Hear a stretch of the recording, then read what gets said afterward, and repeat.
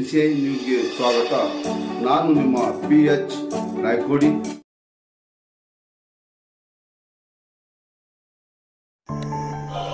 ಬೇಟೆಗಾರನ ಬಂಧನ. ಕಾಡು ಪ್ರಾಣಿಗಳ ಬೇಟೆಯಾಡುತ್ತಿದ್ದ ವ್ಯಕ್ತಿ ಬಂಧನ.